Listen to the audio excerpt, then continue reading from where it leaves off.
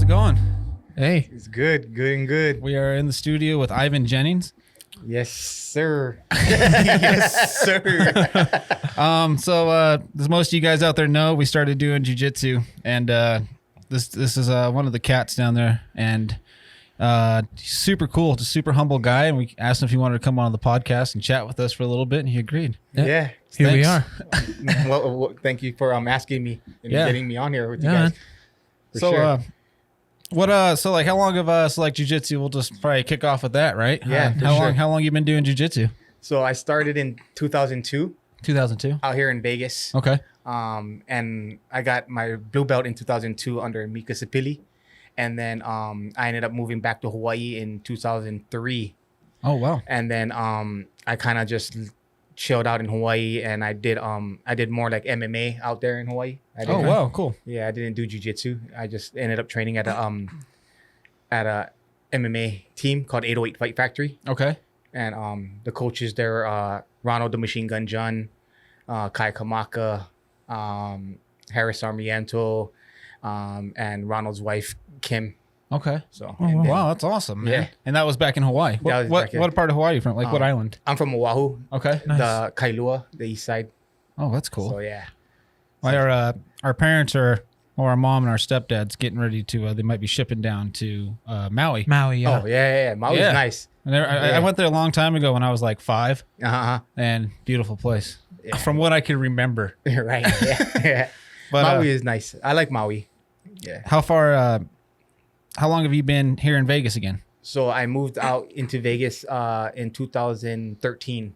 Okay. And then I actually moved back to Vegas just to come back to jiu-jitsu and start training. Oh, wow. Oh, really? It wasn't like, oh, let's move to Vegas and like start a life kind of deal. Like I was living in LA, and I was kind of going back and forth because I have friends here.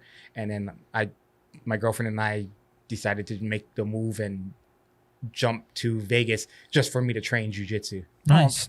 That's cool. Yeah. So is it like good, like really good jiu-jitsu schools here, or? I kind of wanted to come back to my original instructor. Okay. Yeah, Nice. I just trained jiu-jitsu with him, and I never didn't learn really too much any like gi jiu-jitsu with anybody else. So since I was kind of like living in LA and kind of coming here like once a month or so often, I just wanted to be like, you know what, I just want to go back to Las Vegas and go back to my original instructor and just get my belts with him. So, Nice. So my girlfriend sacrificed like her good job Oh, wow. to come out here and support me. Is your girlfriend from Hawaii then? Yeah. She's Okay. from Hawaii too. Yeah. Nice. So you guys have been together for a while then? Yes. August made 16 years.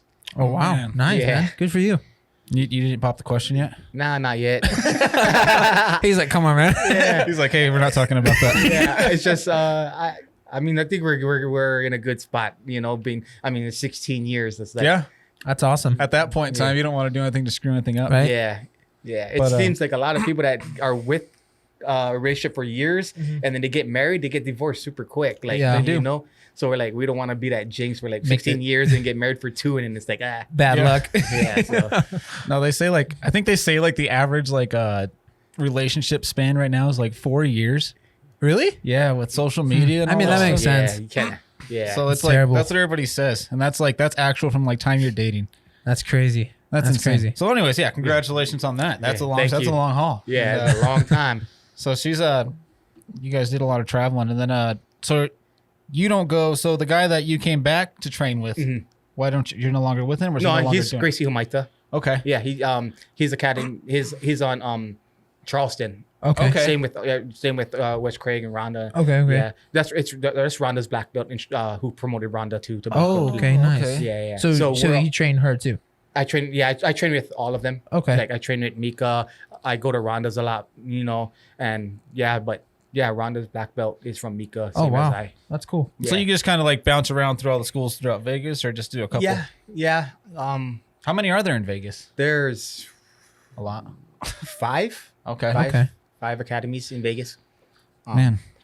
So yeah, I like Rhonda's academy a lot. I mean, everybody is like super fun, and I mean, you can see how we always messing around and Yeah. joking. Yeah, I love that kind of atmosphere. And Are a lot of them not like that, or? no, they are, but it's just like, it's some gyms are like, more tougher than others. Okay. Like it's like some people look at it as in like, oh, it's a Shark Tank, it's tough. Okay. Like I don't mind, but I kind of like the cool atmosphere. Everybody's cool for sure. Mm-hmm. It's just like it's fun. Like A little more I have laid back. fun. Yeah, laid back. I'm not gonna lie, guys. When I started, I thought I was gonna be joining like Cobra Kai. No mercy. Strike hard. Yeah. Strike first, strike hard, no mercy. I thought I was gonna be in there and just get screamed at the whole time. Yeah. And then I started. It's like literally everybody just hangs out and learns how to fight. It's Yeah. really cool. It's a lot of fun. Yeah, it's super fun. Like, I mean, it's intimidating sometimes, like especially when you first jump in. Oh, yeah, man. You're like, oh, okay. Yeah, So but- coming from like us, like I never. Our mom did jujitsu a long time ago. Like this was back when like early 2000s. I guess. Yeah. In Colorado. There wasn't. She was like the only girl, and she did a Gracie school in Colorado. Oh, nice. And like Yeah. at that point in time, it wasn't really like the girls weren't doing it still. yeah. So when she started, she always told us, and then it was kind of like we were younger and we were like, my dad's a bodybuilder, and he likes, he's always just been kind of like, if he fought, he fought. He's like, oh, I don't need any of that ground stuff. Right. Yeah. Muscle over, mind. Yeah. Yeah. Yeah. And then like as I got older, I kept like saying like I want to get into boxing. And then I've never done anything really. I did karate for like 3 months when I was like 7. Yeah. So when we came up, I kept wanting to do it, and then my wife joined the police force, and then my mom's like, "You need to do jujitsu. You need to do jujitsu." And like Yeah. I was like, so my wife was actually looking for schools, and that's when we went down to watch Rhonda's school. And that was, I think, our second or third. And the rest of them they were just bad. There was no like guidance. There was just like a free for all. And I was like, this isn't what I thought it would be. Yeah. So I was like at that point, and then we went down and we watched Rhonda's. We went down there for it was on a Saturday, so it was just open mat. Morning. You weren't there, yeah. No. We went down there and I saw that and I was like, this is awesome. This is what I want to do. Like I want to fight. I want to learn how to do this. Yeah. And then so coming out of all this, like that's why like you say it's intimidating. It's so intimidating. It It's is, like I've never fought. I've never done anything like other than, my brother. Yeah. We fight, but that's a different kind of fighting. Right. So like we went down there, and that's why like it's just so much more like, I guess what's the word I'm looking for? Like it's disciplining. Disciplining. Oh yeah. Really disciplining. For sure. And I thought that it was gonna be like you just get your ass kicked on the mat, and then I think it was actually you told me the first time you came up to me, and I was like, I saw you're a black belt. I was all nervous. And I was like, don't kick my ass. You're like, I was like, don't hurt me. I think he said black belts don't hurt people, it's white belts. Yeah. And I was like, I came home that night, and I was just like laying in bed thinking, and I'm like, that makes perfect sense. Like this guy's trained. He thought about that all week. I'm like, and then like as I went back in there more, I was like, well, I could totally see what he's talking about now. Like you guys, because at the beginning I thought you just like threw down on the ground, you were just fighting, you know. But like as it went along, just the skill, and like when you're locked down or pinned down, you got to think of 5 moves in order to get out of that. Yeah. So like it's already starting to like man, there's so much more thought process in it, and skill and everything like that I never thought of. More than what people think, for sure. Yeah. And like white belts. I think white belts are probably the more realistic fighting type people on the street, right? Because you guys are coming in here raw, don't know nothing. You guys are like basically from the street. So when you guys do stuff on the ground with like the higher belts that know jiu-jitsu, it's you guys are a little bit you guys are more unpredictable. Yeah. Where jiu-jitsu people, we kind of can know where to set up where people go, but you guys are not too familiar with jiu-jitsu. So you guys do like things that are like unpredictable, and you're like, and you guys kind of go get antsy, but it comes training, and more it comes with time. Then you learn the technique and the moves and the base and everything like that. But some people say like white belts are like I can handle white belts, but white belts are unpredictable because they don't know the right techniques. You know? Yeah. So they're basically wild. That makes sense. No, yeah, that was like what I like. And even now, like I've only been doing it for, don't know everybody out there has already been listening to us babble about jujitsu, like we know what we're talking about. Been doing it for like a hard month and a half now. Yeah. But like already, like I can understand. Like I feel like when somebody's getting ready to like sweep me or something. Yeah, Or, yeah, like yeah. if I'm there and they're getting ready to, I know, and they're getting ready to flip over, and and then I'm like, okay, you guys are getting ready to jack me up, and I don't know how to get out of this yet, but I'm just gonna go with it. Yeah. Just in like the short amount of time that we've been doing it, you like you said, you can kind of start predicting when somebody's gonna do something. Yeah. Like when I first started, I was just like really nervous and like I was just getting thrown around. But like now I can start like, okay, I need to prep because they're about ready to flip me over on my back. Yeah. I mean, it's being new. It's tough when you got to go at higher belts. Yeah. You know, I mean, it gets frustrating a lot of the times being a lower belt. I mean, I was a white belt too, you know, so like it's like frustrating. Like, oh, when am I going to start picking it up? Because some people want to just be like, good. Right away. Yeah. And they start asking all these crazy questions. They're like, oh, how do you do this? How do you do that? I was like, you know what? Let's kind of keep it super simple. Yeah. And then eventually when you can start adding on, you know? Because I feel like a lot of like when you first start, you're like, I want to learn how to do the cool stuff. They're flipping people over their head and they're doing this and they're doing that. But really, it's like it's the little things, or when they're actually like you're pinned, you're barely moving. That's when magic's actually happening. Yeah. You could definitely tell it just all takes time, and it all comes with just working at it. And that's what a lot of the guys in there told us too. Like some of the other guys that are in there rolling, like Mike, I think he told us, he was like, just take something home that you learned that week and run with it for that week. He's like, and just learn that and then add on to that and add on to that. You guys eventually find your own jujitsu, you know? It's like jujitsu is like it's your own personality. You know, like what I do is not necessarily gonna be what you wanna and like to do, right? And then same thing, like you two might have totally different games and styles, you know, and then it's just like it's a whole personality that you build off and what you want to do. Yeah. You know, and then it's just your own jiu-jitsu, you know, that you build off of what you like. You know? Just like with music for us, you know. You learn your own style eventually. Yeah. And that's how it is. So when you were doing MMA, were you actually like fighting, like cage fighting? Or? Yeah. Okay. I fought in Super Brawls. I fought in Hawaii Fight League. Oh wow. I fought in a Ring of Honor, stuff like that. Yeah. So like my first MMA fight was like a pretty big event in Hawaii. And like I took that fight like on a Wednesday night and I fought Friday. Oh wow. Wow. Yeah, and I didn't know anything about like MMA. Okay. I only had a blue belt in jiu-jitsu. Oh wow. I went to 808 Fight Factory just to kind of train and kind of like train. Yeah. Exercise basically. So you had one day to get ready for this. It was like just to make weight. Wow. That's like, crazy. It wasn't really training. It's like, you got to make the weight. I was like, oh my God, like what? And I had no idea like how to cut weight or lose weight or whatever. You were too heavy then. Yeah, I was a little heavy. Okay. But since it was like a really short notice, like they kind of did like a catch weight. You know, like it was like 140, but I got to 139. Okay.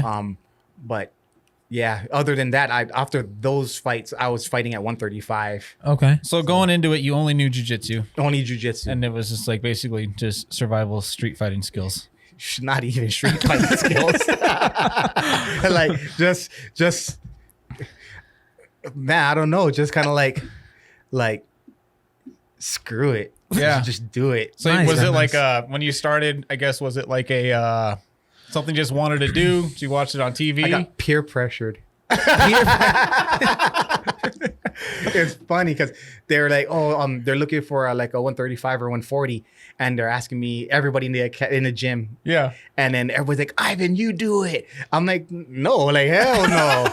Like you do it. Come on, do it. And it's Super Bowl, because Super Bowl is like one of the biggest events next to like UFC and Pride. Okay. I'm not 100% sure, but I know it was the three biggest ones were like, or the first ones were like UFC, Pride, and then Super Brawl. Super Brawl was like a feeder to a lot of UFC. Okay. Like Super Brawl had like Vitor Belfort, Frank Shamrock. Oh wow. You seen like you in the like late 90s, early 2000s. That was back in like when you were only able to watch on like pay-per-view. Yeah. Because it was too brutal for TV.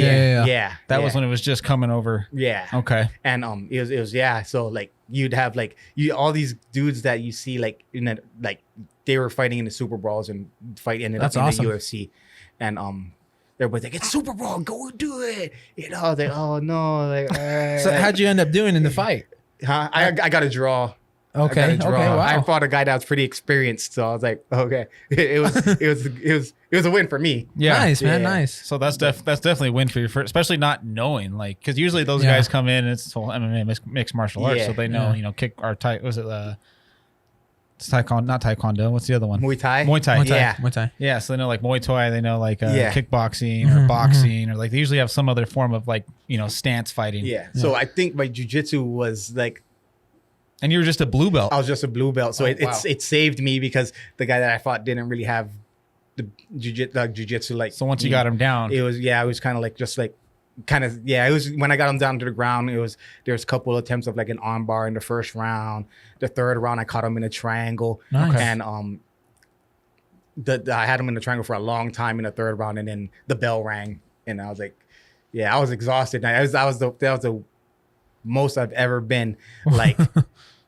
Tired, like, dude, after that fight I couldn't like literally walk. like my legs were like jello. It was like intense. Like, That's cool though. that's really cool. You just up and took it though. Like Yeah. that's, peer pressure. So The killer of people. do you still talk to all the people that peer pressured you or no? I still talk to a few of them. Yeah. So now like now that you're at that thing, you're like, hey, remember that one time? Yeah. Remember Would that you- one time you got me? You do MMA event in one day notice?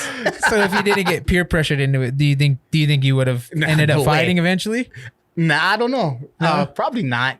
Do you think that kind of inspired you to do more? Yeah, for sure. Because How many, I enjoyed it. How many fights did you do? Had For- three. Three. Nice, Yeah, nice. yeah. So Were they all kind of like the same thing, or like the Same thing. You're just a little more prepared and you got back. yeah. Okay. Then I had a couple breaks in between. Like I had some long breaks in between those fights, So I wasn't like a really consistent fighter. Uh-huh. I just kind of like just took fights, So it wasn't something that you ever like wanted to do as a profession then.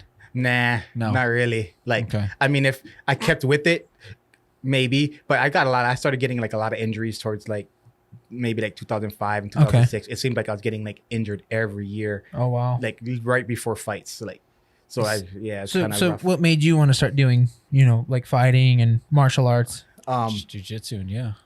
Well, my friends, I had two friends that always like dabbled in like martial arts, like taekwondo and stuff like that. So, and then one of them got into, my friend Ryan ended up getting into like jujitsu and training. And then he got you have a group of boys, right? And then we ended up going over his house and training in a garage.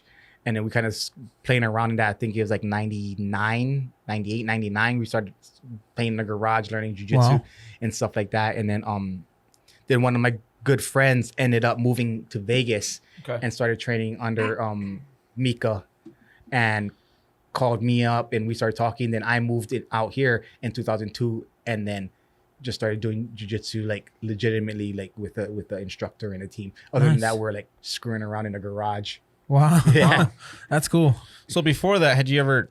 You were born and raised in Hawaii. Yeah. Okay. Yeah. So that was your first time coming to Vegas at that point. Yes. Okay. Yeah. And you came here just for that, Yeah. I came here just to like come and or just something new? something new, Okay. basically. Yeah. So It's kind of the way it is. I hear that a lot with like people from Hawaii. They say it's gotta get out of there eventually. yeah. Yeah. It's so expensive. So expensive. Yeah.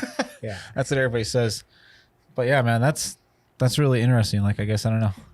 That's really cool, man. And then how long does it take? Like, black belts and jiu-jitsu aren't like something they just throw out to people. Like that, it takes a long time to achieve your black belt, right? Yeah. Like if you're consistent, I would say average is 8 to 10 years. Wow. 10 years. Yeah. So it's not like karate where you can yeah. level up super fast. Super fast and be like a 10-year-old black belt. Yeah. And Yeah, no. how long have you been doing it again? So I started in 2002. Uh huh. So it would 18 be like, years. 18. yeah, like training about 18 years. Jiu-jitsu, just strictly jiu-jitsu time, it would be about I'm gonna say about 8 years. 8 years. Okay. 8 years. Like if you just count like jiu-jitsu time, because Okay. I came back in 2013, and then I got my black belt in 2019, and then counting the year that I trained in 2002 to 2003. Okay. So at that year to 2013 to 19, Mhm. that's my whole complete years of jiu-jitsu. Okay. Yeah. Man, that's crazy. Yeah, I knew that it took a long time. Like that's what I guess I always hear Joe Rogan talk about it. Yeah, He's yeah. like it's not something that they just you don't just go in just because you show up they throw out a black belt. Like, you got to know what the fuck you're doing. Yeah. Yeah, for sure. and jiu-jitsu doesn't give black belts to minors. You have to be 19. I'm guessing you have to be 19. Oh wow. Oh Yeah. wow, I didn't know that. They won't give a black belt to minors. Because Okay. I know when I was in karate, yeah, like I think his daughter, the guy who ran the dojo, was like 14, and she was like a 2nd degree black belt. Oh yeah. Yeah, so that was karate though. Yeah, so that was yeah. when like I thought the belt system's the same, but then as like time progressed and like yeah. as I'm there, like I start realizing like how much more rare it is to get a black belt in jiu-jitsu. Yeah. And then as they're like there's degrees, right? Yeah, you get like each belt has 4 stripes, Okay. which is your the tapes. So you get 4 stripes, and then when you get your 4th stripe, then you're up to, it's up to your instructor when they want to promote you to that next belt. Okay. Okay. So like it depends, obviously it depends on how your training goes. Like I'm not an instructor, I don't belt. I'm gonna look at it like maybe you should be a belt like 2 years and more. Okay. Before you can get promoted. Some people do get Okay. promoted faster. Oh wow. Depending on like your skill set. Your instructor's gonna know when you're ready. Yeah. That's we good, buddy? Yeah. Oh, checking the cameras. I thought they shorted out. No. We're having problems with one of our GoPros. It keeps shorting out. So on I keep us. looking over there. Yeah. So if we keep randomly just like drifting off, we're like, is that still working? We're not ignoring you. We're just looking. All right. But no, man, that's really cool. Like, I guess we've been talking about a lot in the podcast. I mean, I know that you probably didn't even know what our podcast was called, so you got down here. We just went up to these guys like, hey, man, why don't you come on our podcast? He told me like 2 or 3 classes ago. He's like, dude, we gotta get Ivan on the podcast. I'm like, you That's think cool. you would? He's like, Well, there's just we're gonna try. Yeah. you try and bring people on that like there's a certain humbleness about you, like, Yeah, there's thank this- you. Yeah, definitely. Yeah. And then like yeah, we just kept like talking, like I kept listening, like I guess like you hear like especially like a lot of you have the right to have an ego at that point in time, I guess. And Yeah. you're just not egotistic. Mm-hmm. You're always helping out everybody else. And like that was just really cool to me. Uh-huh. And I was like, I always expected the black belts or somebody even higher, like, lower than that to come in and just kick my ass. Yeah. And not take the time, Yeah. And like Yeah. I said, it was when you told me the black belts don't hurt people. Yeah. White belts do. And I was like, that's a humbling thing to say. Yeah, definitely. Yeah. Like it was like, I'm not going to hurt you, but you might hurt me. So just be careful. Yeah. Yeah. So that was after that. That was what I was like, yeah. And then, so it was after that we were talking up against the wall. And that's when I found out you got a heart transplant. Yeah. I got a heart transplant. Yeah. When did you get that? I got that in 2011. So that's the main reason why I came out to the mainland from Hawaii, is because I got super sick in Hawaii in the beginning of 2011, February. I knew there was something wrong with me from like December of 2010 and January of 2011. Like I couldn't breathe, walk. I lost of vision. It was like wanting to sleep a lot. Really like just like down. I couldn't like walk maybe like 10 feet. And then I was calling in sick into work a lot, and I started getting like write-ups, and then Oh man. then finally like one day at work I got super sick, and the paramedics came and they said, hey, you should be in a clinic, like something's wrong with you, really. Oh, wow. So I ended up going to the ER, and then that's what in February 2nd of 2011 they diagnosed me with congestive heart failure. Oh, wow. Yeah, and then from there, I didn't know what that really was. Like, I'm like, what? I don't, they're like, oh, it's heart failure, blah, blah, blah, basically. And, CHF, congestive heart failure. But I didn't really know what that meant. I was like, oh, well, I just probably got to like start eating right, taking medication, right? Then the cardiologist is like, oh, you're going to have to get a heart transplant. Oh, no. And then I was like, no, whatever. Like, I need a second opinion. This is, Yeah. And then, That's a big thing. yeah. So How old were you when that happened? 32. Wow. So you were young. So. Yeah. And so I just kind of brushed him off. And then I went to see my original cardiologist, because in 2007 I already had heart surgery. I had a valve replacement in 2007. Oh wow. Jesus. And that was right before an MMA fight that I had in October. So I did a physical in 2007 in September, and they said, my heart wasn't pumping as strong. So they did all the workup, and they said, one of your valves is damaged. So I had to pull out a fight. I had to pull out in a fight in October, and I had heart surgery. My first heart surgery was September 21st of 2007. Okay.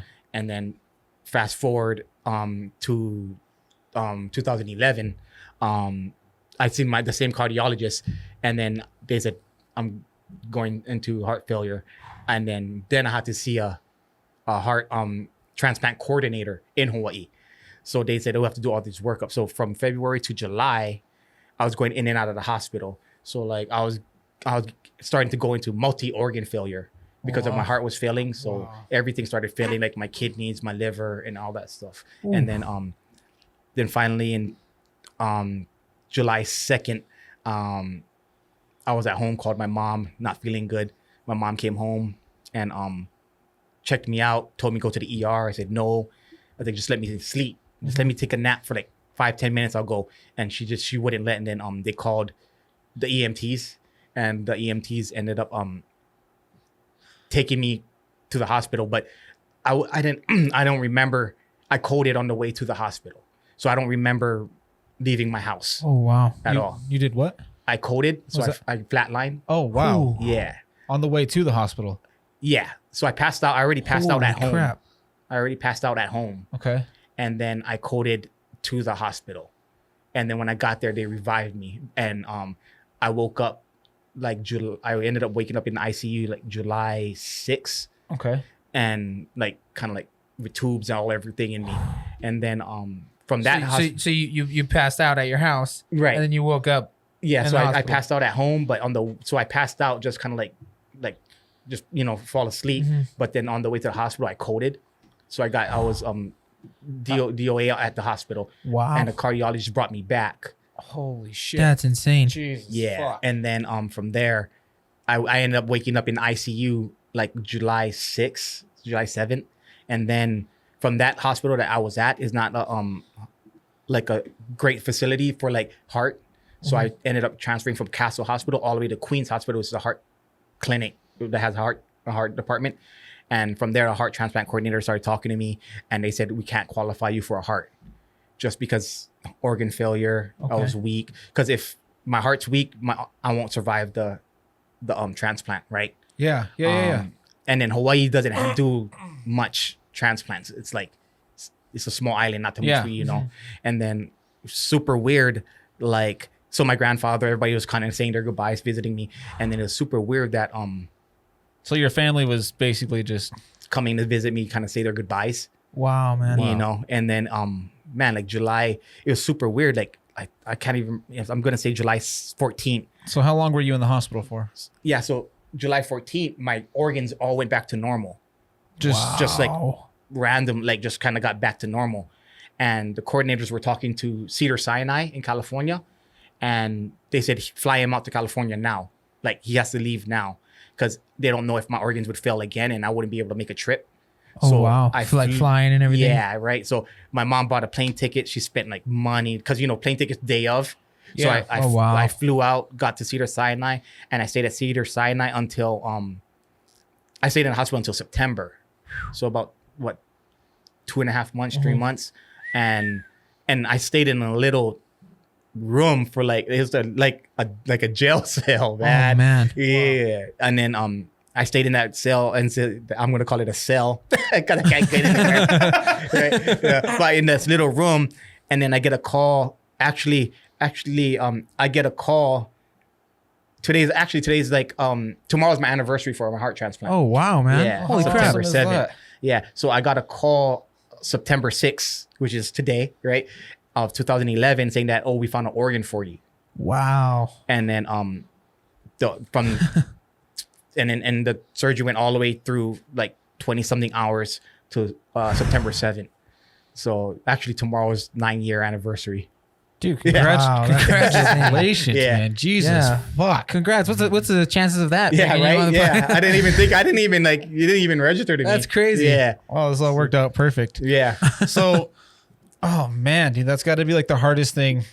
I couldn't even imagine, or I guess fathom, what that would be like, having your family saying their goodbyes. Yeah. Yeah, and that's just the state of mind that would put you in. So were you? Yeah. I mean, like how were you feeling? Like So like when I was in Hawaii, I didn't I honestly couldn't like tell you how I felt because I was like in so much like medication and so much like drugs that like everything was just like a blur. You know, I didn't know what was really going on.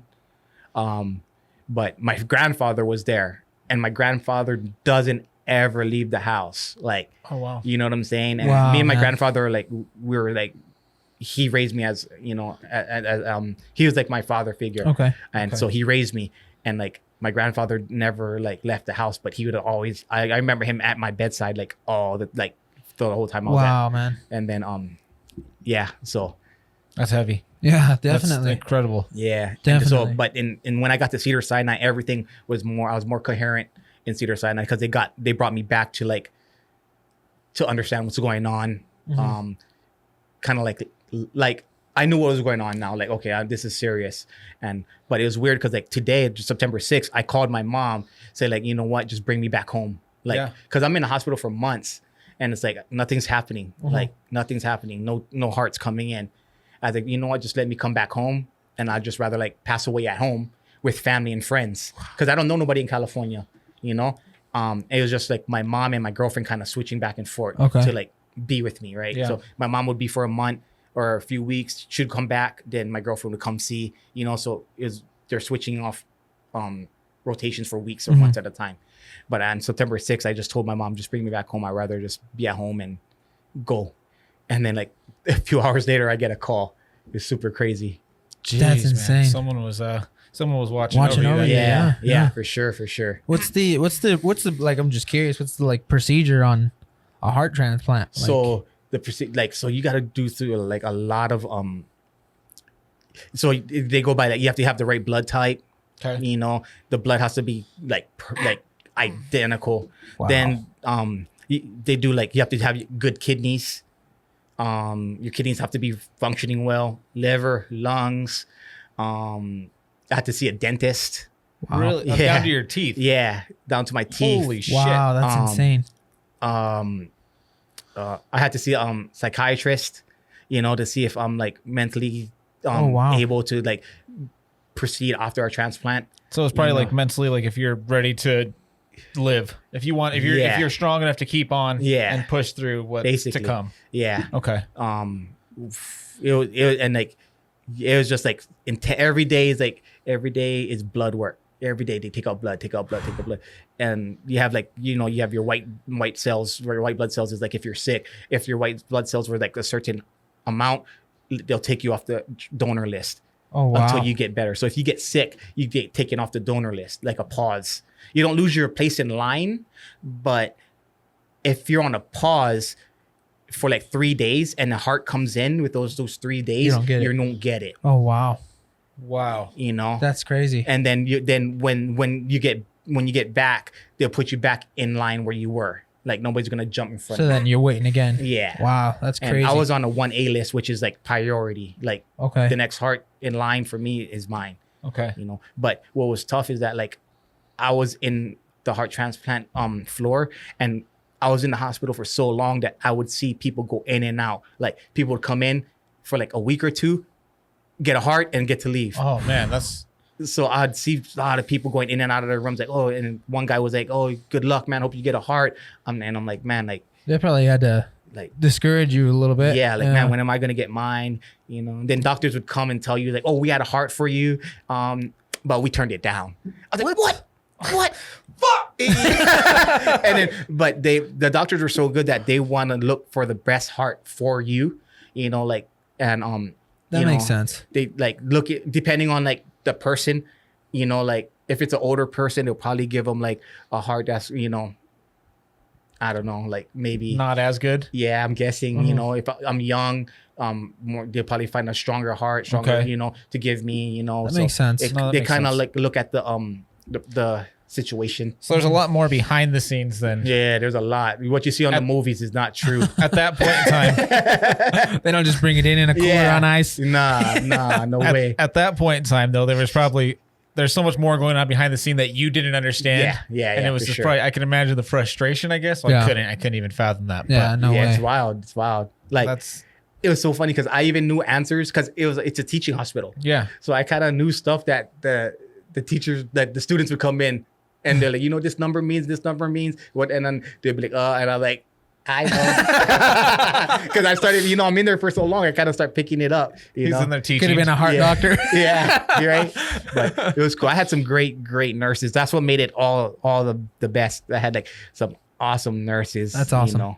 Man, that's gotta be like that would have been just a crazy. That's gotta.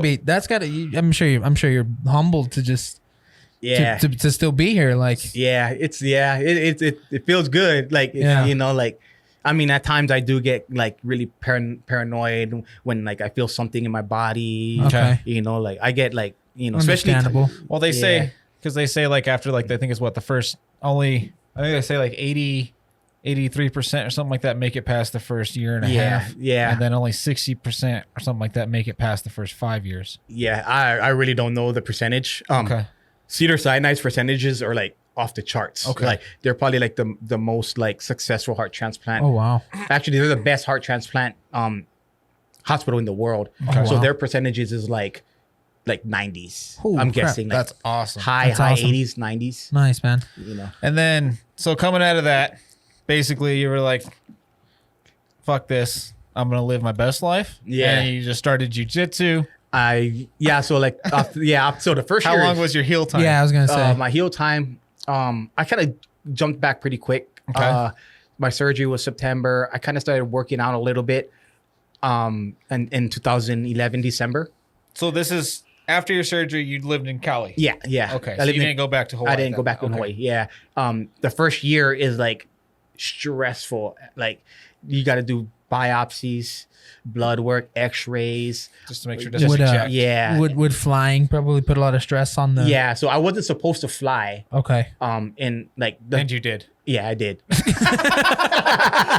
I could see by the way he set that up. I was like, and you flew. Yeah, but I did ask permission to Okay. my doctors. I didn't just be like, I run. I didn't. I just I asked permission, and then I flew in November back to Okay. Hawaii.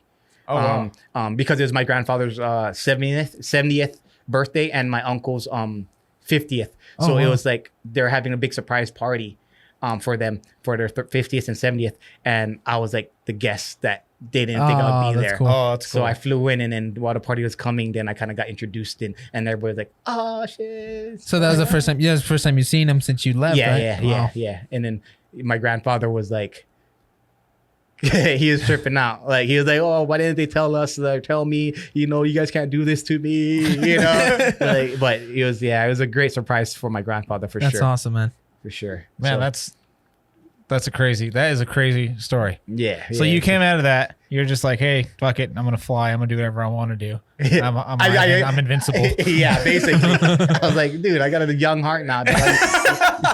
Like I can do what I want. Do you know like the age the like? The person with the heart was 22. Oh Yeah, wow! that's all I know. Yeah. Wow. I tried to write out to them, right. I can't write directly to the family. There's a mediator, so I have to write to the mediator. The mediator transmissions it or whatever, sends it to the family, Okay. and then the family will determine if they want to respond back or not or meet.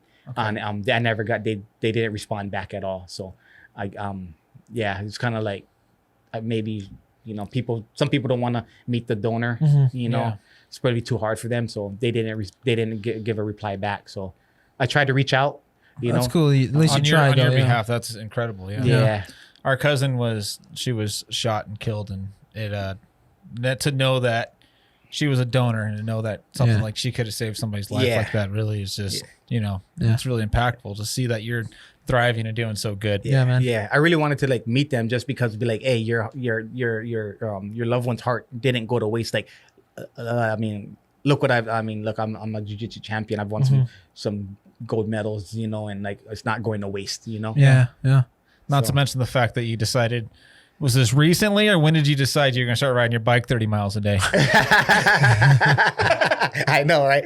I started riding my bike in February of this year. Okay. So I bought a Okay. bike in February, and it was crazy because like I bought it like maybe about a month before everything got locked down with that pandemic. Okay. So I always wanted to get a bike, and then I just ended up buying one.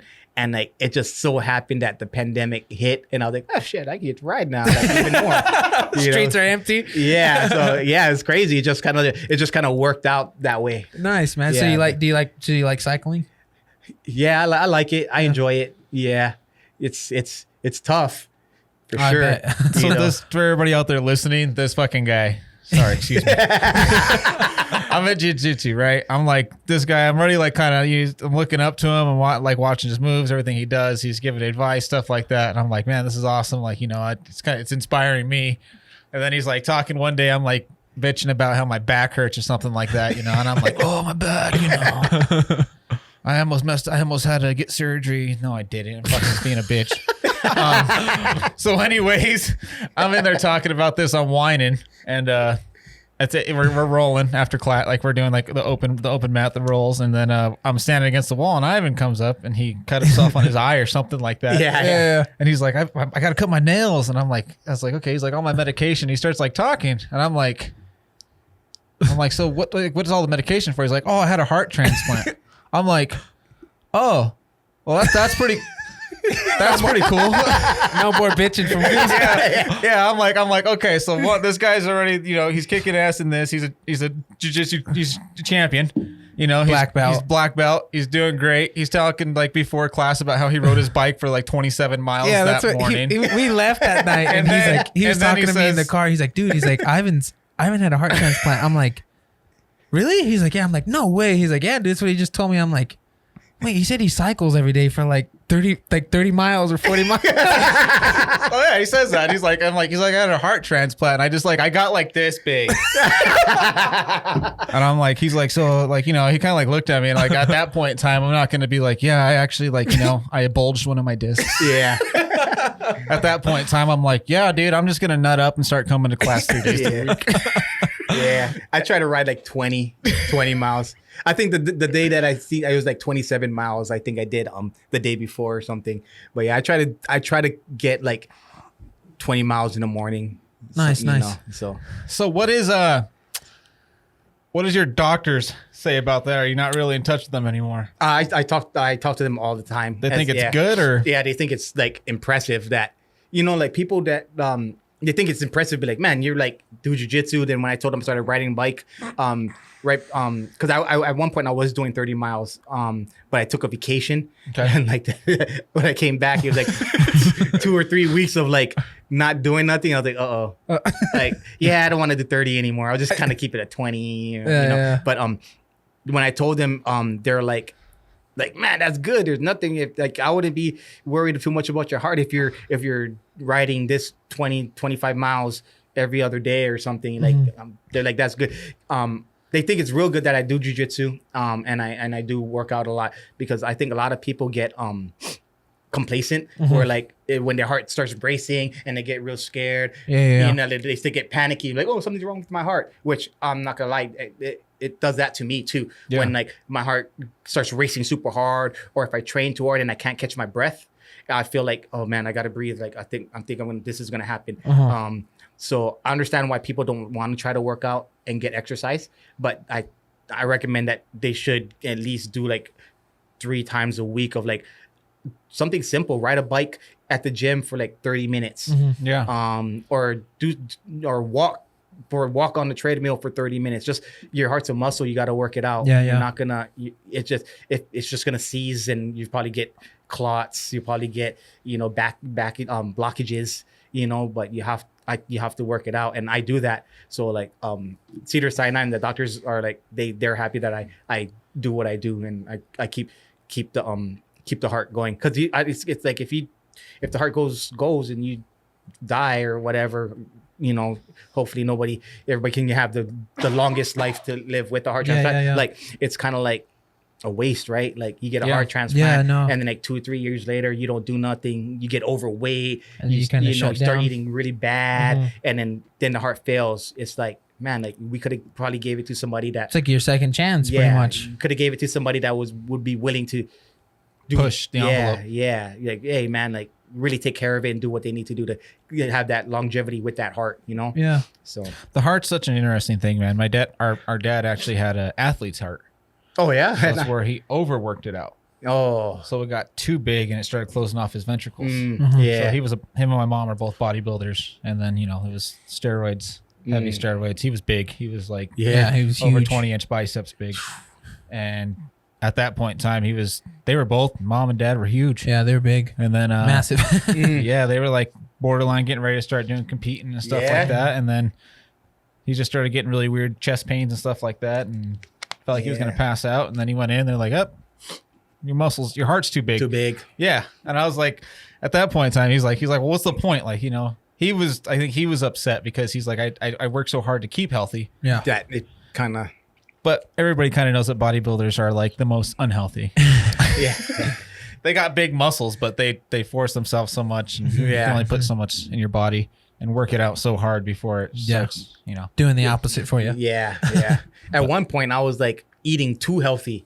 That they said, "Oh, you're eating too healthy." Oh, wow. Yeah, because I was like strict diet. I had a nutritionist for like the first year, and just like a nutritionist just for the heart. And, Oh, wow. And like they told me like, "Hey, you're eating a little bit like." Are you eating this kind of food? I was like, yeah, well, you got to kind of slow Go it get down. a burger or something. Yeah, basically. Because I think, can't have too much potassium after our transplant. Wow. It can feel it. I don't know what it does. You can go back into like a heart failure. Oh, wow. Or like shock the heart if you have too much potassium and stuff like that. So I didn't know that. there's like some I can't eat grapefruit. Still? Yeah, like I can't eat grapefruit after transplant. Oh, wow. Yeah. So Is that there's things you can't eat now? Yeah, there's some foods that I can't eat because it'll it conflicts with my medication. Oh, okay. So I think I can't eat that because I've had I had a salad and then one of the ingredients was a grapefruit. Uh-oh. And I ate it, and then they're like, "Oh yeah, this has." And then I seen the ingredients. I was like, "Oh shit, I'm gonna die!" It's like, that's it. Here we go again. Yeah. So like I was so scared. Like I called Peter Sinai telling him, I was like, "I just ate this," and they're like, "How much did you eat?" I was like, "Oh, this much." They're like, "Don't worry about it. Yeah, you're good." I was like, "Oh, okay," but I feel my heart coming out my. They're like, you need to breathe. You're just panicking. Yeah, right. I can't breathe. Don't put me back in that cell. Yeah, I ain't going back. Yeah, but I ate a little. It was just dressing. Oh, okay. Yeah, and I was like, "Oh no, it's over." But yeah, they said, "Oh, that's nothing. You just can't eat like large amounts." Yeah, so At least they didn't like mess with you and be like, oh man, Right? this is it. yeah, you better live your fullest in the next few hours. You done did it now. Say goodbye. Yeah. I'm like, when am I gonna die? I'm gonna rob me some banks. give my mom some money. Hope you got your affairs in order. Yeah. Shouldn't have eat that grapefruit dressing. Yeah, That's crazy though, That's man. funny. yeah, but yeah.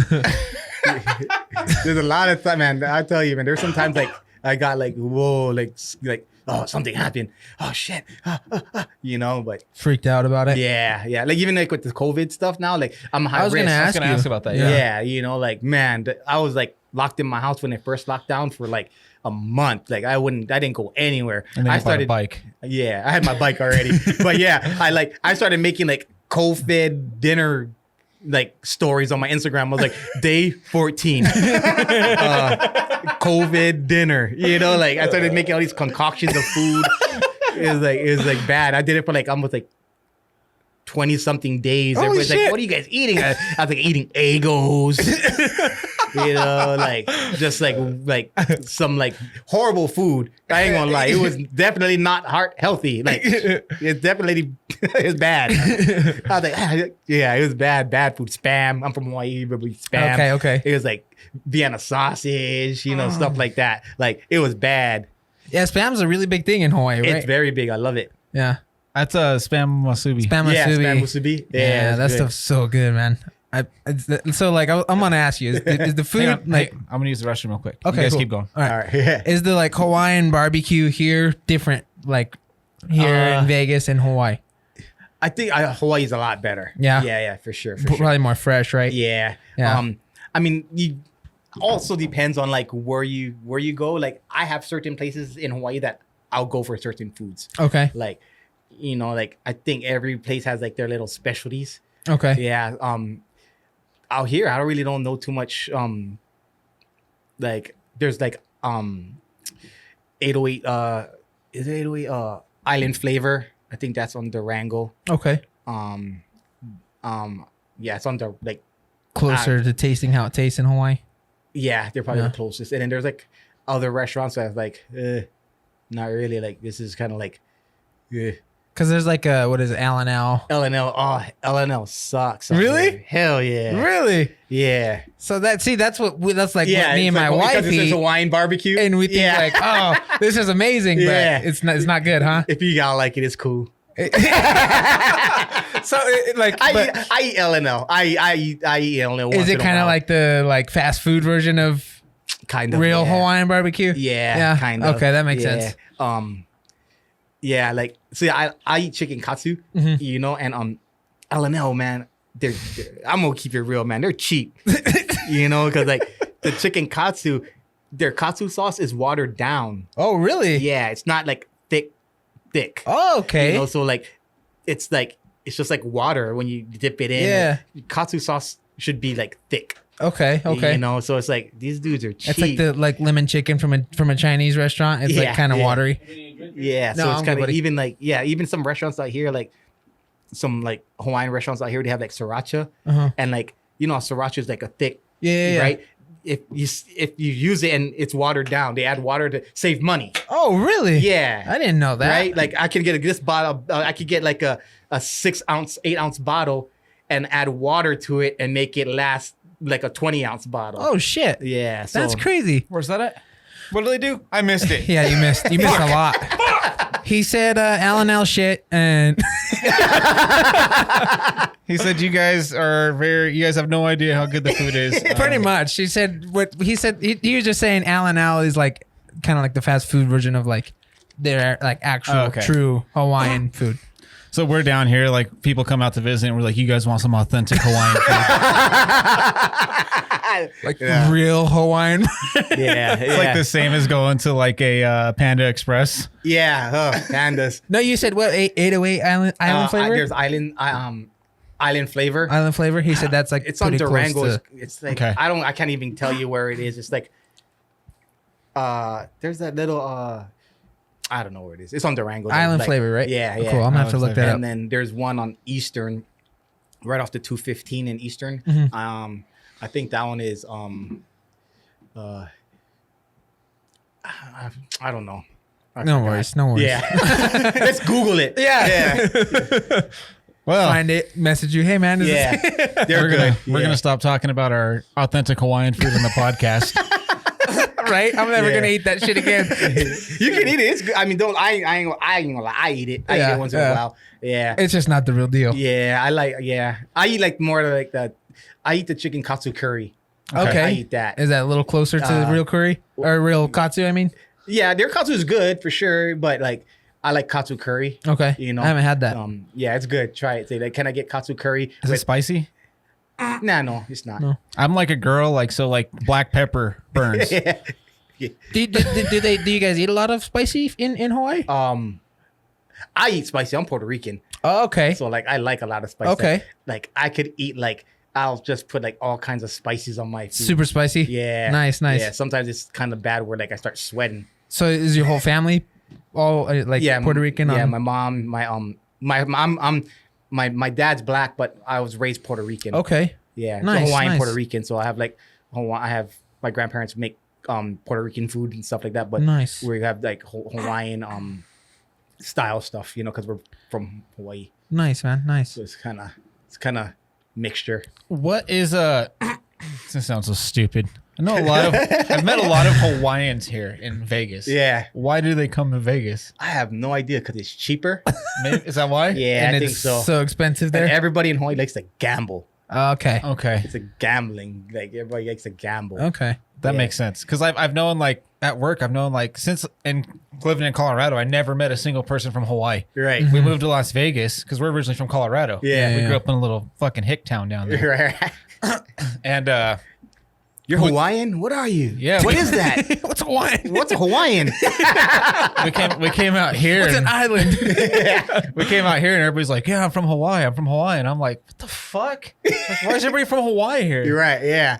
So it's like the Chinese come to visit, the Hawaiians move here. Yeah. Yeah. So- Everybody comes out here to move. Man, I have like tons of friends. Like I could be like, sometimes I'm just kicking it and I'll see a friend that I was like, what the? How long you been out here, man? I've been out here for like 2 years, man. I was like, I never even what?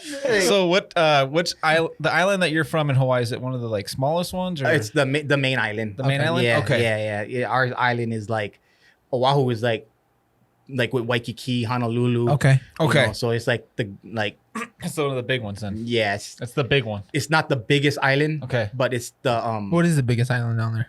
the big island. The big. It's called, they called it Oh big wow. island. Yeah. There He's you like, go. wow. The You've big never been island. to Hawaii, have you? No, I have not. So we call it the big island. Okay. Yeah. So, but you know, everybody wants to be politically correct and be like, oh, it's Hawaii Island. Ah, You know, okay. so like they say, oh, like even the news says, oh, Hawaii Island, but it's the big island.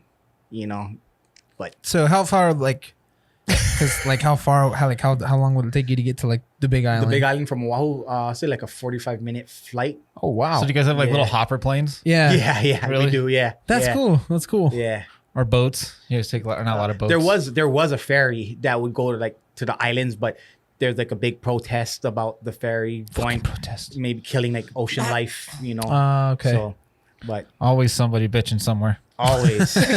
Somebody's got to bitch Always. about something. Oh man, so that's crazy, man. You waited till COVID, started riding your bike after you locked yourself in your house for a while, Yeah. and then jujitsu, I think, fired back up, and now you're just so the whole COVID thing. It's just you're not scared about it anymore. I am for sure. Okay. Yeah. Yeah. That's why like I only stay around this. Like I like Okay. Okay. yeah, I feel comfortable around us with everybody there. So That's why I what, kinda that was say going to be that. my next question. Is like about the COVID. Yeah. If you you're know. still worried about it. and Yeah, stuff I like am that. for sure. But I'm pretty careful on what I do and how Okay. I like I really like pay attention to like everybody and like I'm listening to what people do. Okay. If I hear them like, oh, I did this, I did that, I'm like, okay, I'm gonna probably kind of Okay. stay away a little. What they bit. did over the weekend. Yeah. So stay away from my wife if she's ever in there. She's a police officer. Yeah. Yeah. He's But- like, I try and stay away from her too. No, I'm just kidding. yeah. She gets home, I'm like, you need to go shower. Yeah, but I'm pretty aware. I know how to take care of myself and how to really take precautions to not get sick. Okay. You know, I'm always taking my vitamins, my medication. You know. They say is it vitamin D is really good for the COVID, right? That's think what yeah, I hear. saying, yeah. Yeah. That's what that's what I heard too. So, You could have that, right? but yeah. Okay. I take vitamin D. Okay. But then I also ride my bike in the morning. Like, Okay. 6 in the morning I ride my bike, and my rides are about an hour and a half.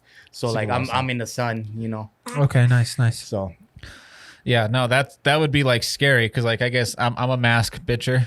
I'm one of those guys. I fucking hate wearing my mask. yeah, I hear know? you. I'm like, oh god, I hate people hit me with their judgy eyes. So It like, is. when I- It is a pain in the ass, but it's a pain in the It ass. is, But that's yeah. why like it's nice to hear somebody on the other side that's like, hey man, this could actually fuck me up. Yeah. yeah, exactly. It's a pain in the ass, but hearing Yeah. it could affect someone Yeah. like you. It's Like, dude, I went to put gas today, and like I hate wearing a mask. I'm not gonna lie. Like I always get out of my car and I walk to the door. I'm like, yep. my mask. Yep. Gotta walk back to my car, get my mask, or if it's in my bag, I'm like, okay, my mask. And like next thing you know, like I have like 20 masks in my car. Yep. Because I Yeah. keep on like, oh, I need a mask. You and then just buy one. Yeah. Yeah, it's like shit. I hate You when know? I always wear my mask and then I always leave them on my neck when I come in the house. Oh, So yeah. I hate when I start with 20 masks in my truck and then by the end of the week I'm like I get to the gas station I'm like Yeah, where's my mask? all my masks are at home. Yeah.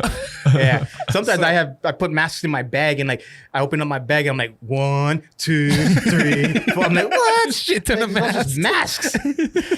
No, it was really stupid. But like you don't have to just worry. It's not just the COVID for you though. There's a lot of things. Yeah. The flu, all those things Yeah, are I probably get constantly. scary Yeah. for you. Yeah, because when I get sick, I get sick. Like it's like it hits me. Okay. And I'm down for like days until like I can like get back on my feet. Like I just pound myself with like vitamin C. I just drink tons of orange juice, tons of vitamin C pills, and like I have the shits after because like Oh man. because I drink so much orange juice that it's like and like I'm on the toilet all the time. Oh man. And then like even like with this COVID stuff, like I ended up getting in contact with somebody that had it. Oh wow. And I was like, I was pissed. You know, I was kind of like I was scared, pissed at myself because I should have never done what I did. And then like I just bought a bunch of orange juice, and then like, you know, like it seems like every anything that happens to you, it's a symptom in the COVID, right? Like if you get this, it's a symptom. It's like, so like one of them was diarrhea. Right? Oh fuck. So like Shit. I started drinking a lot of orange juice, trying to like kill everything and taking all these pills, right? No. And I'm like, Angel, I think I'm sick. I'm like, I have diarrhea. And she's like, no, because you just drank 2 days worth of orange juice and gallons of gallons. And I'm like, oh, I don't feel good. My stomach. You thought you had it for sure. I thought I was like, I'm dying. I got the COVID. Yeah, I'm dying, Angel. You know, and I was like, and then I was like, check my temperature. How do I feel? She's like, you're good. And like, I couldn't sleep at night. I was waking up like, oh, and like, I'm dying. You know, like it was bad, man. It like really got to me like mentally. Did you take a test or anything for COVID? I quarantined myself for 14 days. You know, like I stayed home. I didn't leave my house at all. And then like I think on the 13th day, I called my doctors at Cedars-Sinai and I told them, I was in contact with somebody. Like in physical contact with somebody with COVID, and they're like, oh, how long ago was it? I was like, it's like 12 days. And they're like, oh, you should be good, but still pay attention because it still can manifest within 2 or 3 more days. Okay, yeah. But they're saying like, you should be good, but still be aware. And she's like, maybe they said you could take a test if you want, just for peace of mind. I was like, yeah. So I waited. So I waited another. I was 12 days, and I think I waited like 18 days. Then I took the test. And then the test came back negative. So like I like felt better. Yeah, I waited a long time before like you came home and the girlfriend was like just waiting, smiling on the couch. Yeah. You're like, so I don't hey. Hey, look, babe. I don't have COVID. I don't got COVID. Yeah, I just had the shits. Yeah, I just had the shits. Yeah, too much orange juice. You know, but yeah, when I get sick, I overload on like all kinds of medications just to kind of like make sure like I just kill everything. Yeah, Well, we're gonna have to get you hooked up with the Oasis bidets. one of the sponsors of our podcast here. Yeah, get hook Ivan up on a bidet here. Yeah, boy needs it. I do. He's all bad. Yeah. Oh, that's fucking great, man. Not feeling good. Time to hook up the bidet. I overdo it, man. Like I don't. It's not like that. It's not moderation, man. It's just like glue.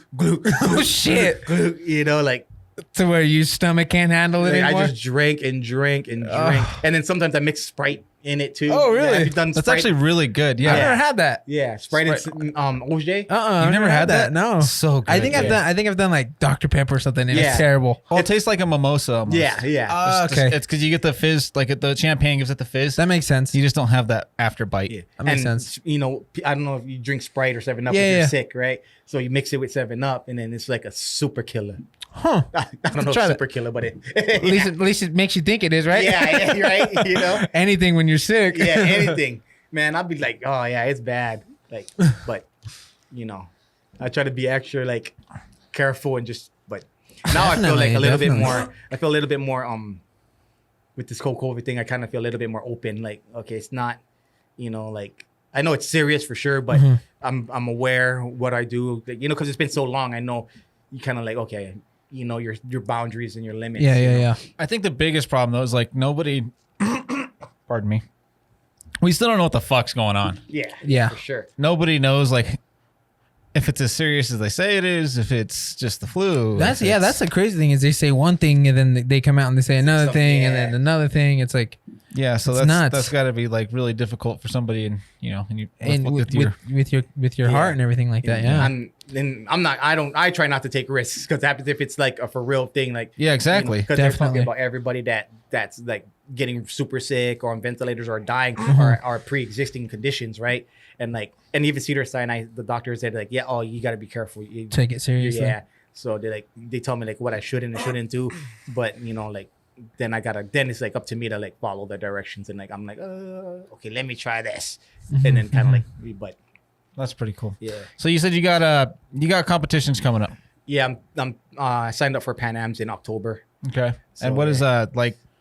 So like before competitions and stuff, like I know at jiu-jitsu the other day you were kind of trying to light the fire under some of the guys' asses. Yeah. And you're like, hey, like if you're gonna compete, you gotta get in there. You can't. What is your training regimen for? Yeah. For Yeah, you got to put in the work, man. Like I look at it like they're training more than I am. I'm like, okay, but I want to be, in my mind, I want to try to like train more than they are. I want to do more technique. I want to do more cardio. I want to like outpace them, Okay. So like me mentally is like, I just want to work, okay. I just want to like do more and more and more. I want to be the hardest worker than the people in the tournament, that's just like my mentality. I'm not saying like I am the hardest worker, but I like mentally, it's mental, right? Like you want to make yourself to push you there. Yeah.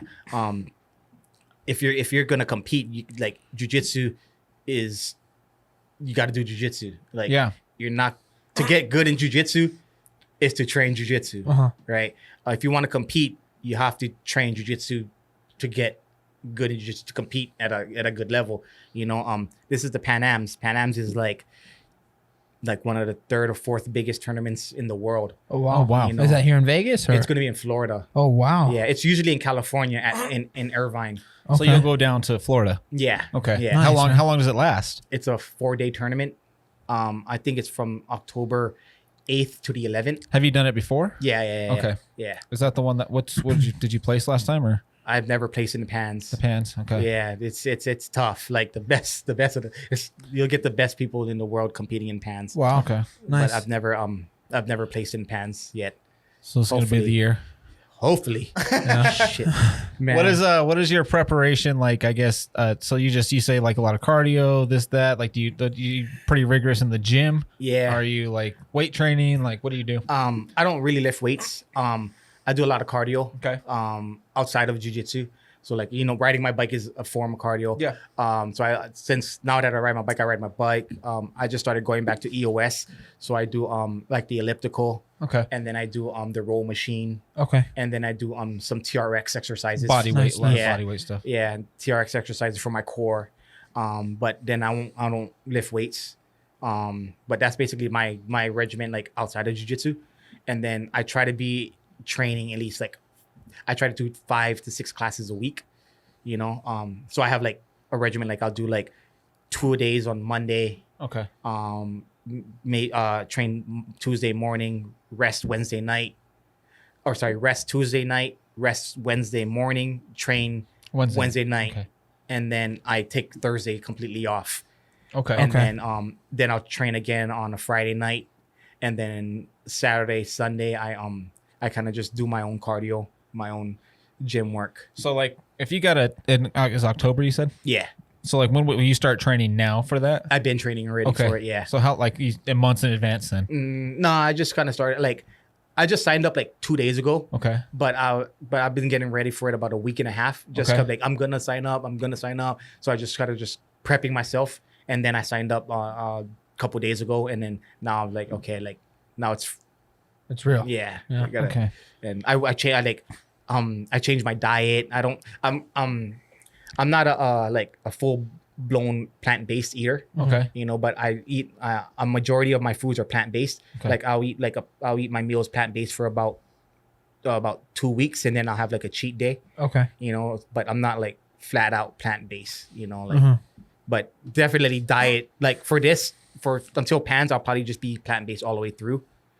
But majority of my diets are plant based. During the COVID, there was no plant based foods because everybody was buying them Yeah. at Sprouts. Oh yeah. So like I Yeah. had to resort to some like high sodium, horrible food. I gained weight too. It sucked. I was like, man, it's bad. So now you gotta drop weight for. Yeah. So now I'm like, look, I'm back to like at a weight that I'm comfortable at, but I don't compete at this weight. I usually compete at a lower weight. So What do you usually compete at? I compete at light feather, 141 and under. Okay. But I do both. I do feather and light feather, just Okay. depending on how I feel. But yeah, the diet is important. Mhm. Like it's like, do I want just the regular or Supreme, right? Gas. Yeah. So I definitely like you'll feel it. I feel a difference like when I eat plant based and I just eat that kind of food and then I drift off to like something bad. It sucks because like I could feel the whole like I could eat plant based for 2 weeks and then once I eat one bad meal. I could just feel my body just be like, ugh. Yeah, like it just weighs you down. And then I get sick too because my body's not, acclimated to that kind of that food. makes sense. Yeah, so that makes sense because like even like for like me and my like we do like really good on eating for like a month and then like we'll have like 3 days of where we're like I don't feel like cooking so we like eat pizza. Yeah, Chinese food. Yeah, you notice it? Yeah, a big shift. I can imagine. I'm like groggy. I don't want to wake up for work. As strict as you are with it, I can imagine how. Then you guys go to L&L and. Yeah. Get really bad Hawaiian barbecue apparently. We get fake Hawaiian food. Man, it's never gonna be the same. Yeah. I stopped eating from there though because I ordered all their ribs at one time and they sent me a bunch of fish. Really? Yeah, I got so mad. And they said that they sent me the right order, so I stopped eating. We should go there and do some jujitsu on them. Right? Practice on them. I want ribs. This is shrimp. I show up to class on Monday. I'm like all beat up. Ivan's like, "What happened to you?" I'm like, "Yeah, Went to L&L. I took your advice to kick my ass." Turns out they all trained. Yeah. These guys are undercover jujitsu guys. Turns out that I'm not as good as I thought I was. Yeah, right. Yeah. I want to test my skills.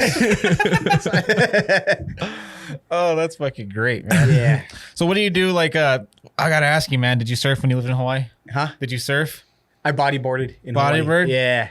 I always want to learn how to surf. Yeah. Do you miss the beach and all that? Not at all. Really? Yeah, I go- beach guy or I am a beach guy. It's weird. I think like I don't miss it. Well, you know what? I'm lying. I do miss it. But what is weird is like, I miss the beach. I miss the beach. I'll go visit Hawaii and not go to the beach. Yeah. that It's makes super sense. weird. Like I just don't go.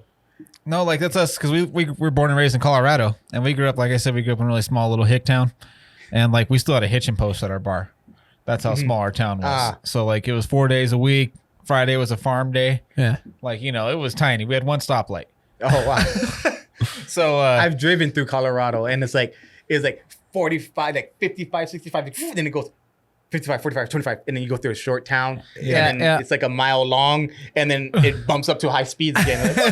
yeah, I actually lost my license at one of those 25-mile-an-hour zones. Oh yeah. There's only like 3 different speeds here in Vegas. Yeah. And that's it. Yeah. But it's like us. We were born and raised out there. I hate the snow. Yeah. You hate the snow. Yeah. Like, dude, the cold. I hate the cold. That's why we're in Vegas. Oh yeah. So we're not big on the cold, but like we spent our entire life down there, and we never snowboarded or skied or anything. Oh. So we moved out here, and You guys like wanna- a couple of years, I'm like, I think I'm learning how to snowboard.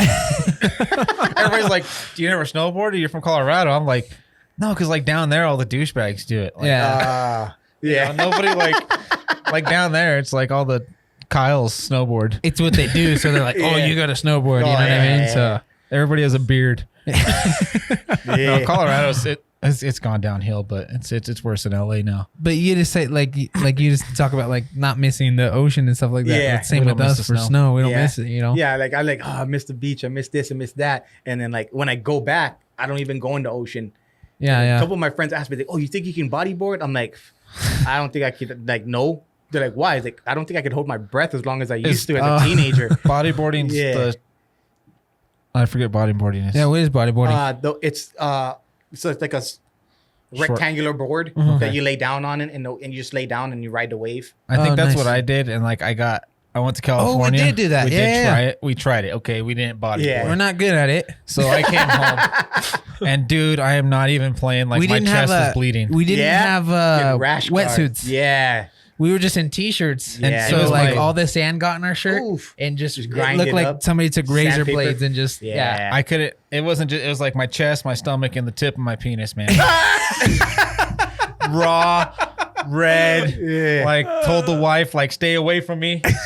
Don't look at me. Don't touch me. Yeah. I most heard- uncomfortable feeling. Yeah. Terrible. Yeah, for sure. For I sure. walked around hunched over for like 2 weeks, and I never did it again. Yeah. I think even because it was a long time ago. I think even when we were out there, I'm like, dude, I think we need those wetsuits. I think we need Yeah, those you need tight those- suits everybody's wearing. Yeah, He's the like, rash "Nah, we're guards. good." You need rash guards. Yeah, man. yeah.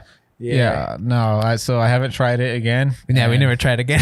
Yeah. I want to learn how to surf, but I'm scared of sharks. Yeah. Sharks is rare. You won't run into sharks. No. Nah. I've been surf bodyboarding for like my whole teenage years, and like I've never seen a shark, like a hammerhead. Okay. You know, Those don't bite people. Not that I know of. So they're like more afraid of you, pretty much. I mean, I just never really came across them. Okay. And like I've been like surfing like North Shore, the South Shores, all on Oahu. I've surfed on All of them? all the breaks on the island. And I've never come across like a freaking tiger shark. But you hear stories, Okay. you know, and I've seen yeah. hammerheads when I've been in an ocean, you know, but I just was like, Well, it's kind of like us though. Like I guess like because we don't live there, we see like the news Yeah. posts. You see the bad things. oh, you bad see that surfer girls that got her leg Yeah, cut off. yeah. So I see that and I get on the ocean. I'm like, what's that? Yeah. Someone touched my leg. Yeah. Then I pull my foot. I'm like, oh, it's seaweed. Yeah. Yeah. So like we see those stories. It's kind of like watching the news right now. All the craziness going on in the world. Yeah. You see the bad. Nobody sees see any that, good. yeah. Yeah. So- That's true. All bad. You're not Never gonna gonna see be somebody. good. You're not gonna see on the news somebody go out there and have a peaceful surf Yeah. session. You're Yeah. gonna see somebody get attacked by something. Yeah. Like, look at this wave and yeah. Jaws comes out. That's why you're terrified of the ocean. I'm terrified of Are the you? ocean, man. Don't I'm be. so As scared of soon it. as he gets past like waist, he's If like, I I'm can't done. see my feet, like in the water, Yeah? Oh Nah. man, I love like Freaks deep me out. blue sea. Like I like when it's like just deep blue. Really? Sea. Yeah, I can't like, do that. Like I can go in a boat and go out just kind of like tread the water out there. It's cool. man. Really? See, I want to Yeah. learn how to like scuba dive and all that. I've always I wanted to would go scuba dive. diving. I would scuba dive. I've never Yeah. scuba No? dived. No. I get because there's a lot of that. And like the water's pretty blue out there, right? in Yeah. Hawaii. Yeah. Okay. That's nice. That's Yeah. nice. I don't really. I was so little when I went. I don't remember, but I Like mean, the only beach I've gone to is like California. So Yeah. it's like black. Black. it's like yeah. dirty water. Yeah. Yeah. This is the shitty side of the ocean. I've only snorkeled. Okay. Okay. Yeah. Is that I've pretty only- cool? That's cool. That's fun. I like snorkeling. It's cool. You Yeah. see a lot of fish. Yeah. Especially there's one place called Hanama Bay. Mhm. It's like just a whole reef that you can rent snorkels and you just see all different kinds of fish. Oh, that'd be cool. so Yeah, it's cool. awesome. dude. So you if- have to like watch a video before you even go down to the bay.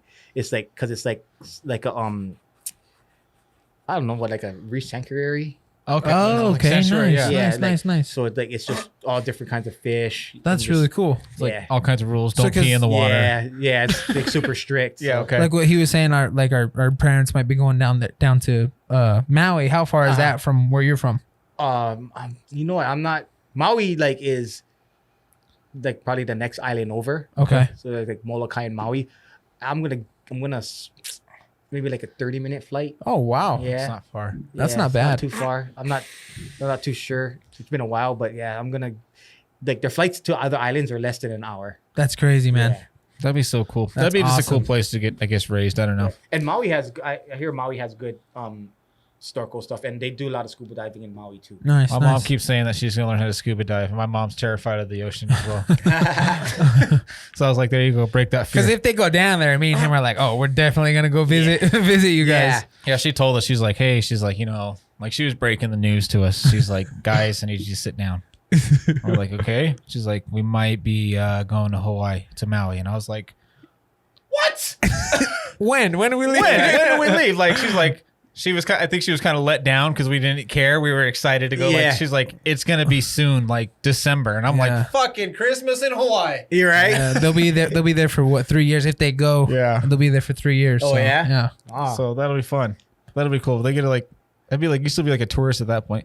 People are, oh man, it's gonna sound weird. They're not very. They say they're not friendly to locals in Hawaii. Is that true? You can be honest, man. Shoot it straight. Like some parts of like Oahu, like they're not keen to like foreigners. Like Okay. yeah, like white people. They Okay. kind of have Okay. like a chip on their shoulder, like their land got taken. Okay. So they think like just pretty like they're entitled, like kind of Cultural wise, it's Yeah. down there. It's crazy, right? Like you still really believe in all the like the ancient cultures and Not too much. no. Nah. So you fucking TV, man. Yeah, not too much. you Maybe if saying you like kind of the- go out to like the Big Island, Okay. I think more people out there kind of believe in the gods out there, Uh-huh. like Pele, because Big Island has volcanoes, Okay. and Pele is like the goddess of like fire and whatnot. Yeah. So like she's like the big thing on the Big Island. Because that erupted not too long ago, didn't so it? they kind of like, you know, some people believe in Pele. Okay. You know, like there's a lot of like stories that you hear of like a lady walking down the road and she asks for help, and then you drive by and you look in the rear view and she's gone. Huh. You know, there's like a lot of superstition. Really? Do you Yeah. believe in any stuff like that? Or? No. It's like God knows. He's like, dude, I'm from LA. Yeah. No, I'm just kidding. yeah. No, I don't believe in it at all. Like, I just think it's like, you know, just like culture wise, people. I respect it. Like, I'm gonna respect it for sure because like I was raised up in that culture. Yeah. But I don't believe in too much of it. You know, Makes but I'll sense. definitely respect that the you know, the culture that I was brought up in. You I'm know? just gonna sense. scare the shit out of my mom still and be like, they're gonna beat you. He said. Yeah. Yeah, we're gonna They're tell gonna- the stories. yeah. They're gonna burn your guys' house. They said down. that he said Keep that your there's- shit close to you. Yeah, we're Like gonna for just- real, no joke. Like, Oh really? Really? fuckers will steal from you. Oh Really? shit! Hell yeah. Okay, here's the truth, guys. On 12th Parsec, you heard it first. Hell yeah. I told you guys we get to the bottom of shit. Yeah. So there's theft, a lot of theft. Hell yeah. Oh shit! People will steal your shit from the beach. Is it just because it's expensive, or is it just because people, or do they only target people that are They like, target. okay, They will watch you. They'll know you're not from there, huh? Guarantee. Oh shit! like And look they know cars. Like that's a tourist car. Really? Yeah. I heard that car theft is a big Yeah. thing down there. Yeah. They'll steal your shit. Damn, that's what crazy. do they, is there like a name for the white people when they come down there? Howlies. Howlies. They call you guys howlies. Howleys? Fucking howlies. That's what they say. Huh? So they get all excited when they see them roll up on the beach. Yeah, they're like, oh yeah, and then yeah, they, you know, I think personally, it's kind of a derogatory term, you know, like because it's kind of like directed to white people. It's like, oh, you fucking howlies. Oh, coming here. okay. You know what I'm saying? 2020, it's like, look at these white privileges coming. Yeah, you're right. Yeah, I personally think it's derogatory, like you know, Okay. but I mean, if I'm around my friends, I'm gonna be like, look at these motherfucking howlies, Uh, right? Like these howlies over here, this acting up, but like, it's good, like it's gonna become it's like a hate crime now. Like if you beat somebody up and the words like howly, and the local beats up, it's Okay. gonna consider Oh, a hate. wow. Yeah, because it's like it's only for like white people, right? Oh, geez. Howley's supposed to represent foreigner. It means foreigner, right? But it doesn't, like if a black guy goes there, they don't call them Howleys. No. No, Okay, so it's become it's just targeted it's towards. to white So it's people. just- yeah. okay. Yeah. Wow. So huh? So like my mom's Hispanic, she'll be a little better off. yeah, if she looks Hispanic, yeah, She- yeah, Oh yeah, definitely. she'll be fine. Dark skin. Yeah. I know we look But white they do, as fuck, but they'll recognize what if you're not from there for sure, Okay. for sure. Yeah. man, that is. So when me and him go down there, we should be a little worried. Nah, just be aware. Okay. Just hit the tanning bed. Watch our stuff. Yeah, Tan. just be aware. Like I'm not saying like it's bad. Hawaii's not bad. It's a good, but you know, you do have those bad apples that That makes will- sense. Yeah. Makes sense. You Well, know, they're everywhere. Like yeah. anywhere. Yeah. But just, you know, always like anywhere you go, right? You gotta kind of like be careful because you don't know the atmosphere, you don't know the people. They will take advantage. Yeah, of it. they will. Yeah, Yeah, yeah. for sure, for sure. We went- Like I've known friends that would like just kind of just steal shit off the beach, be like, oh, look, their shit. And Just because, yeah, just cause it's there. man, that's crazy. That is I've heard crazy. that. I've heard that about Hawaii, so that's why I was like, all right, I'm gonna ask. Yeah. I'm gonna And then ask- another thing too, you said they notice a spot the car, right? If it's Cars, a tourist. man. Your tourists, rental cars have that freaking barcode, Ah. you know, So they just wait for those to roll up. and they have no tint. Okay. Okay. Cars in Hawaii, like everybody has like illegal tint in Hawaii, you know, and they'll probably drive around the beach, and you'll have like some punk kids, but like, oh, this is a tourist car, and probably break your window and like steal your shit. Oh shit. So we're it's not like gangs then. It's No. just the locals. Just- Yeah, it's just locals. Okay. Yeah, just be like, so like gangs and stuff. That's not a big thing down there then. nah, not really. Okay. Nah. Is there like a lot of drugs and stuff down there? Or? There's like a lot of I would like ice was a big thing. Okay. Yeah, ice. Okay. Like, Okay. I call it like batu. It's a Filipino word. Batu. Batu. Okay. Yes. Like, So that's like, is that kind of just like maybe like Ice. the kids just get bored down there? So it sounds like you just make a lot of babies. they just make a lot of babies. That's messed up. Good time passer. Huh? Good time passer. Yeah, it's either like get in trouble, make babies, and party, and then surf. And Yeah. nice. So that's why. So jiu-jitsu is probably appealing to kind of stay out of trouble then. Yeah. A lot of people actually Hawaii. A lot of people do jujitsu in Hawaii. Really? Yeah, a lot. It's like super like Hawaii's like a fight culture. Like people from Hawaii is like it's like a like So that portrayed in the movies is true. yes. Okay. Everybody in Hawaii wants to fight. Seems like. Yeah. Everybody. He's like from time you're a kid. Yeah, I think you're brought up like it's just like that culture. It's always like stand your ground and fight. I feel like that's cool.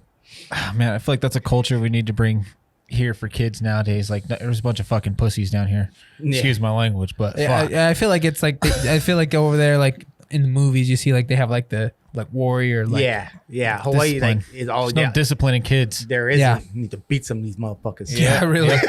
Seriously, It's true, man. man. It's true. That's the problem with the world today. Is that none of these kids are fucking disciplined. Yeah. They all.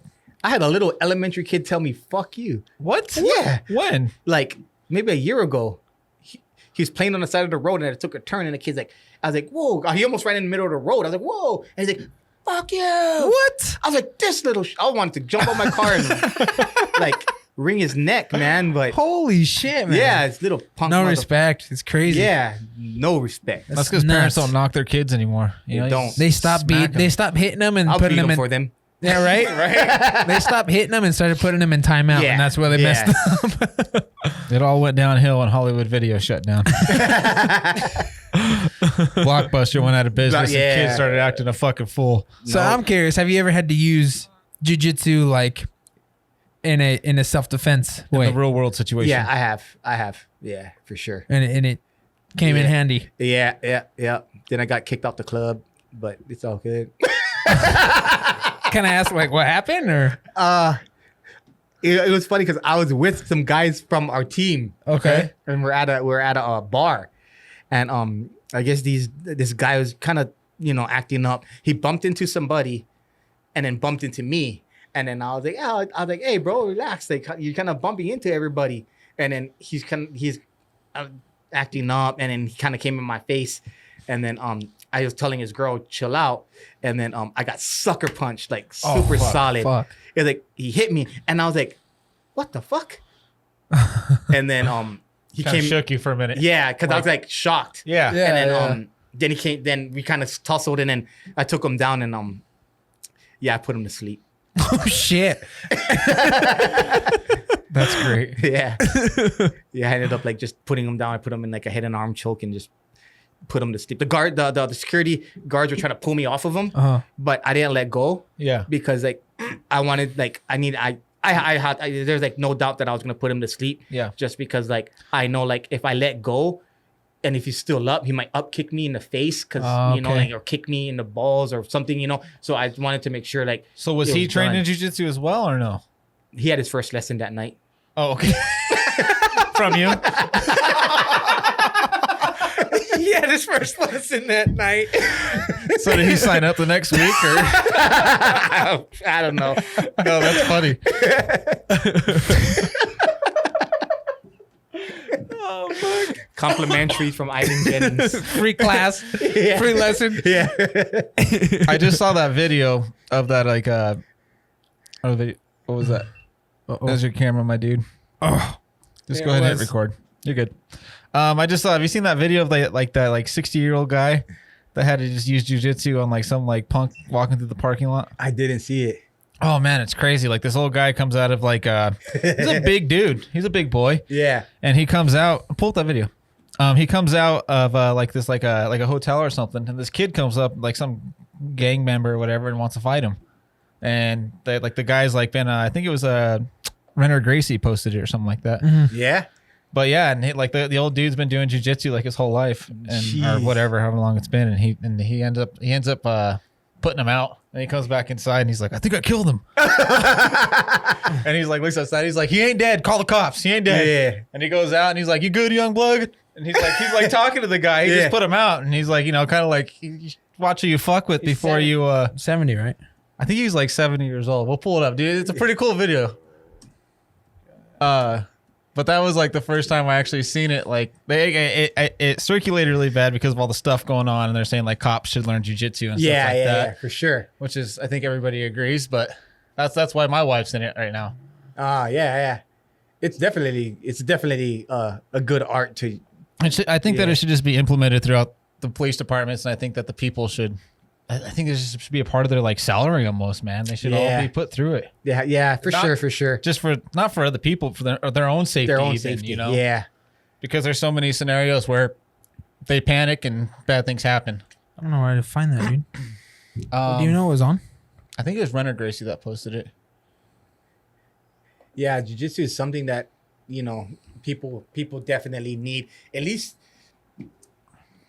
they definitely need some training in. It's more or less like the control of people, how to control people. Because like I see these cops on TV, like they don't know how to control their people they're trying to like arrest. You know, and it's really it's unfortunate because like, you know, these police officers do really sign up to make a difference. Yeah. You know, they really do. And for sure. There is some assholes, some guys that got picked on in school. Yeah. You're always going to have that, you know. Yeah. But like there is a lot of people out there like my wife and stuff where like she's like, man, I wish I got more training on this and this, but you know, they do jujitsu for like a day. Yeah. And that's like, okay. Not enough. Yeah, you guys got, and then it's a whole class.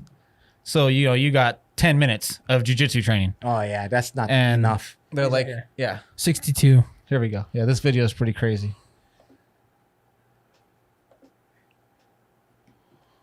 Yeah, you'll see him come in frame down here on the bottom. We can't play sound because sometimes he gets pulled. So that's the old guy. This is the punk messing with him.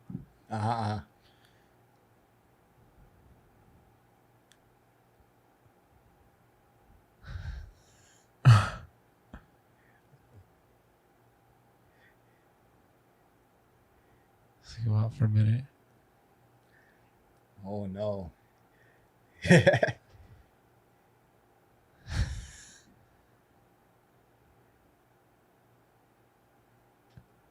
Gets him right here.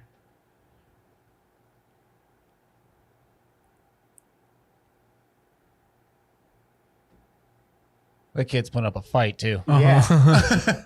White belts are tough. He's like, see, told you. So right here, he gets behind him, gets him in a choke. Yeah. There was like blood everywhere. They show it after. Yeah, there's like blood everywhere. The dude's out. Yeah, right there. He's limp. Night. Yeah. So he makes sure, you know, he's like, oh shit. Yeah. He probably pissed himself because bowels went out after going to sleep. But yeah, like, so it's just some old dude. See, that's him. Yeah. Pretty big guy. 62. Yeah.